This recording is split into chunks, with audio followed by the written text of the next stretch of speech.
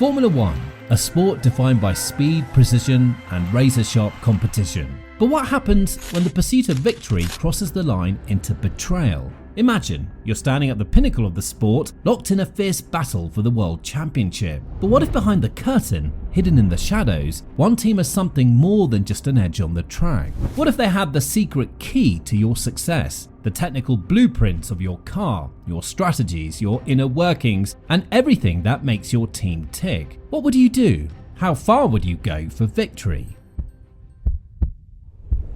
This is the story of Spygate, the biggest scandal in Formula One history. A tale of betrayal, stolen secrets, and one of the fiercest rivalries in motorsport. This is not just about racing, this is about power, deceit, and how a single act of treachery nearly brought one of the greatest teams in Formula One crashing down.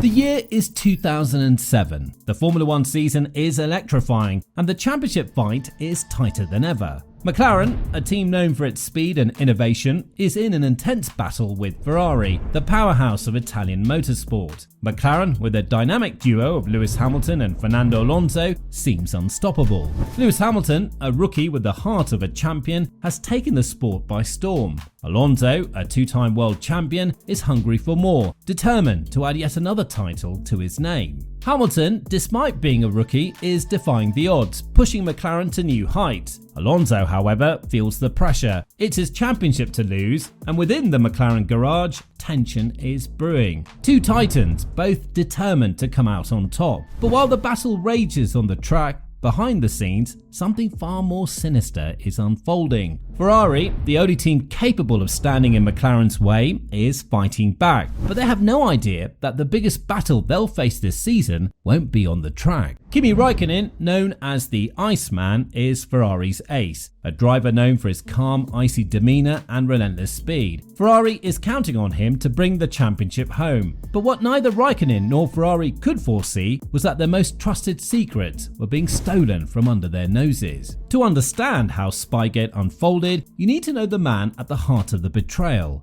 Nigel Stepney, a name that would soon become infamous in Formula One. Stepney was one of Ferrari's most senior figures. He had been part of the team through their glory days, working with Michael Schumacher and helping the team secure multiple world championships. But by 2007, Stepney's loyalty to Ferrari had faded. Stepney had grown bitter, disillusioned with his role within the team. He felt sidelined, overlooked by Ferrari's management, despite his years of service. His resentment began to fester, and soon, Stepney would take matters into his own hands. But his plan wasn't just to leave Ferrari quietly. No. Stepney had something far more destructive in mind. Stepney had access to Ferrari's most closely guarded secrets, their car's technical specifications, their race day strategies, their future developments. It was all there, and Stepney knew exactly how valuable this information would be to Ferrari's rivals. But Stepney didn't just want to leave Ferrari, he wanted revenge, and he knew exactly who to go to. Stepney reached out to Mike Coughlin, the chief designer at McLaren. What Stepney offered wasn't just gossip or minor details, it was the blueprint for Ferrari's entire season. In 780 pages of documents, Stepney handed over Ferrari's crown jewels, the technical data that made their car one of the fastest on the grid. The aerodynamic setups, fuel strategies, and race configurations, it was all there. Everything McLaren would need to gain a crucial advantage over Ferrari. With these documents in hand, McLaren suddenly had access to Ferrari's entire operation. This wasn't just a minor competitive edge, it was the ultimate inside knowledge. They could now anticipate Ferrari's every move, understand their car's strength and weaknesses, and adjust their strategies accordingly. But most of McLaren's team had no idea where this information had come from.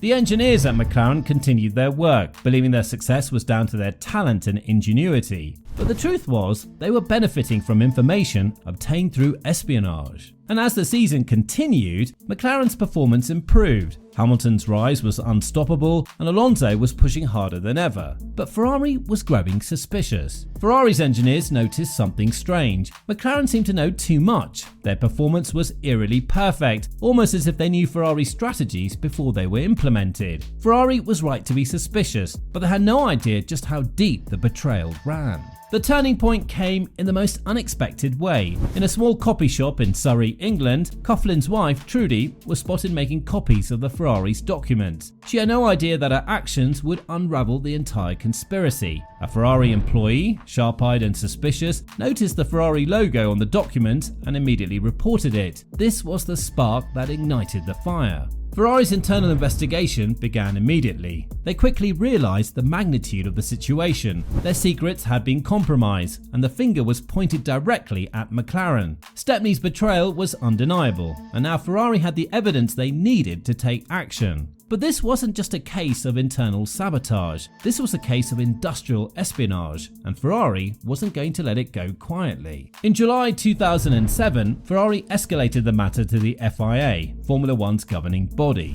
The FIA launched a full-scale investigation into McLaren. The stakes couldn't have been higher. If McLaren were found guilty of using the stolen data, the consequences would be severe. Ferrari had compiled a mountain of evidence, documents, testimonies, and the undeniable proof of Stepney's involvement. The case against McLaren was building, and soon the world would be watching. We deeply regret the situation, but I want to make it clear, McLaren did not use the Ferrari data to develop our car. We're cooperating fully with the FIA's investigation, and we're confident that we'll be cleared of any wrongdoing.